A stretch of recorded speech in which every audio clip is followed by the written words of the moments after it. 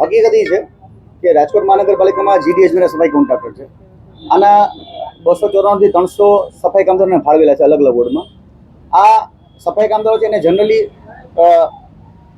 પીએફના પૈસા એને નાખવાના હોય છે, ઈએસના પૈસા નાખવાના છે, બોનસ નાખવાના હોય છે, લઘુત્તમ વેતન મુજબ પગાર આપવાના હોય છે. પણ જીડીએસબીના કોન્ટ્રાક્ટર છે એ આ બધા નીતિ નિયમને નેવે મૂકી અને રોકડમાં પગાર કરે છે, કવરમાં પગાર આપે છે. એ બાબતની અમને ફરિયાદ આવેલી એટલે અમે વોર્ડમાં તપાસ કરવા ગયા. એટલે વોર્ડમાં તપાસ કરવા ગયા ત્યારે અમને એવું હતું કે 3 વર્ષ પહેલા જે કૌભાંડો બહાર પડ્યા, 3 વર્ષ પહેલા જે અમે લોકોએ જે ભ્રષ્ટાચાર બહાર પડ્યા એના ઉપરથી હવે લોકો કદાચ આ લોકો વ્યવસ્થિત કરી નાખ્યું છે. 3 વર્ષ પહેલા જે ફરિયાદ કરી એ જ વસ્તુ 3 વર્ષ પછી પણ હાલતી હતી. રોકડમાં પગાર કરવો, પીએફ ના આપવા, ઈએસઆઈ ના આપવા, બોનસ ના આપવા અને મોટી જેમાં ગેરરીતિ ચાલે છે અત્યારે અમુક વોર્ડોમાં ડમી સફાઈ કામદારો રાખવા. અમારી જ્ઞાતિ સિવાય બીજા લોકોને 1000 રૂપિયામાં ડમી સફાઈ કામદારો રાખવાના અને એ ડમી સફાઈ કામદારોમાં 1000 રૂપિયાના 1000 રૂપિયા આપવાના હોય છે અને 2 ટાઈમે ખાલી હાજી પૂરવાની હોય છે. દાખલા તરીકે કોઈ વોર્ડમાં 100 માણસોનો કોન્ટ્રાક્ટ થયો હોય તો કામ ખાલી 60 કે 70 લોકો જ કરતા હોય, બાકી જે કામદારો છે એને ડમીમાં રાખતા હોય છે. જીડીએસનો કોન્ટ્રાક્ટ તો ઘણા સમય થયા છે. એક બીજી વાત મને એ પણ કહી દઉં, જનરલી દર વખતે જીડીએસના કોન્ટ્રાક્ટ કેમ મળી જાય છે? અમે આ રજૂઆત છે 3 વર્ષ પહેલા કરી હતી, તેનો કોન્ટ્રાક્ટ બધો રિન્યુ કેમ થયો? જીડીએસનો કોન્ટ્રાક્ટ મારા ખ્યાલથી લગભગ 2017-18 થી ચાલે છે.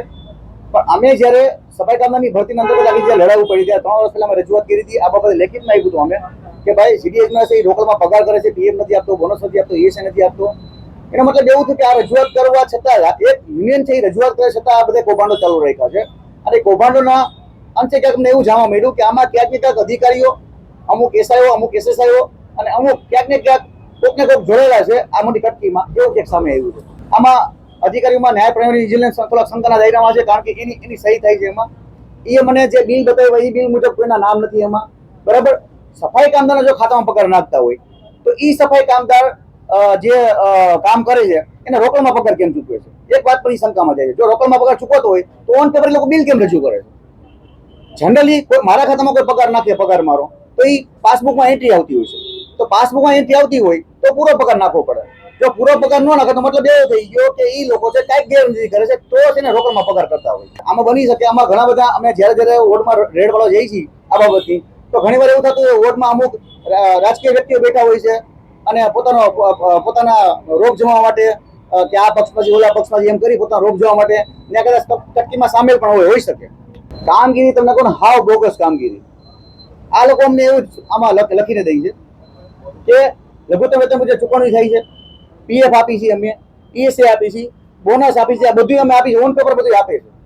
એકચ્યુઅલી તમે કામદારને પૂછ્યું તમારી સાથે બધા મીડિયા મિત્રો આવો અને તમને હું પુરાવો પણ આપીશ કે કઈ રીતે રોકડમાં પગાર કરે છે. અમે લાઈ લોકોને એના માણસોને એના સુપરવિઝનને રોકડમાં પગાર દેતા અમે પકડ્યા છે. અમારા પાસે વિડીયો છે. સફાઈ કામદાર જે કોન્ટ્રાક્ટમાં કામ કરે છે, આ જે રાજકોટનો જે સ્વચ્છતામાં નંબર આવે છે, હું મોટો છે કદાચ કોન્ટ્રાક્ટ વાળા માણસોને દઈ શકું, કારણ કે એને ઘર ચલાવવાનું હોય છે. 7 થી 11 સફાઈ કામગીરી કરવાની હોય છે, એમાં ઘર ચલાવવાનું હોય છે ઓછા પગારમાં. બીજું, કદાચ કોઈ સફાઈ કામદારો કરતા હોય તો મેં સ્પષ્ટ સૂચના આપી દીધી છે કે તમારો પગાર જેમાં વધારી છે, તમને લઘુત્તમ વેતન જે આપે છે 4 કલાકનું આપે છે. એટલે 7 થી 11 સુધી તમારે ક્યાંય કોઈ જાતના પ્રાઇવેટ કામ નથી કરવાના કે તમારે બીજા કોઈ કામ નથી કરવાના. સફાઈ મતલબ રાજકોટ મહાનગરપાલિકામાં સફાઈ કામગીરી કરવાની છે. કાયમી સફાઈ કામદારો આખા દિવસમાં જતા હોય છે અને જે કોન્ટ્રાક્ટના સફાઈ કામદારો હોય 4 કલાકની કામગીરી હોય છે. 5:30 થી લઈ 6:30 થી લઈને 11 વાગ્યા સુધી કામગીરીની હોય છે. જનરલીમાં એવું હોય છે કે જે કોન્ટ્રાક્ટર સફાઈ કામદારો છે એ શું કરે છે, વહેલા જઈ અને લતો વાળી નાખે છે. કેમ કે 2 જણા વાળતા હોય છે. ક્યારેક તો અમારે એક આગેવાન છે ચેતનાબેન જુલાસમાં છે, એ લોકો 4 જણા વાળે છે.